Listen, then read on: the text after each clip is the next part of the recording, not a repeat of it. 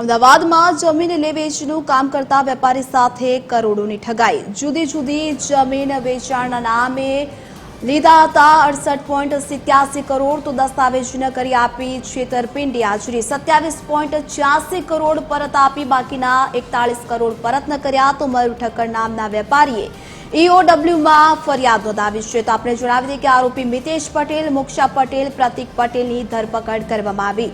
ભોગ બનનાર લોકોનો આંકડો 200 થી વધુ હોવાનો દાવો લગાવવામાં આવી રહ્યો છે। તો આરોપીઓએ 400 કરોડથી વધુનું ફુલેકો ફેરવ્યાનો આરોપ લગાવવામાં આવ્યો છે।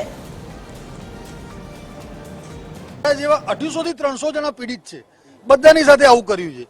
અંદાજિત આંકડો 450 થી 500 કરોડ અને એવા પૈસા લઈ લીધા છે કે જે લોઅર મિડલ ક્લાસ છે, એમાંથી અમુક પરિવાર જેને અત્યારે હાલ છોકરાની ફી ભરવાના પૈસા નથી રહ્યા, પોતાનું ઘર વેચીને જે એક રહેઠાણ માત્રનું હોય એ વેચીને બી મિતેશભાઈને પૈસા આપ્યા હતા ભરોસા ખાતર, એ પણ અત્યારે ઘરબાર વગરના થઈ ગયા છે। પૈસા માંગવાની વાત કરીએ એટલે અમારા ફોન નહીં ઉપાડવાના, મારી નાખવાની ધમકી આપવાની, ઇવન એમના પપ્પા બી એવું કહી દે કે નહીં મળે, જે થાય કરી લો।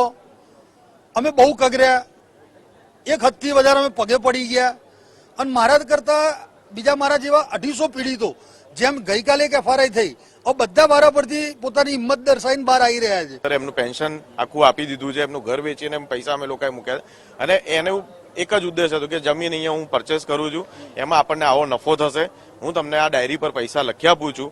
એ અમે વિશ્વાસ છે એમને પૈસા આપ્યા હતા રોકાણ કરવા માટે અને અમને એવું રોકાણ કરીને ધીમે ધીમે કે આપણે દસ્તાવેજ કરીએ, જ્યારે દસ્તાવેજ કરવા માટે અમે પૂછીએ ત્યારે એ માણસ એવું કહે કે આપણે આ જમીન ફેરવી દઈએ છીએ, આપણને નફો સારો મળે છે, આપણે બીજી જગ્યાએ જમીન લઈએ અને ડાયરી પર એટલી જ એન્ટ્રી બધાને આપી દીધી।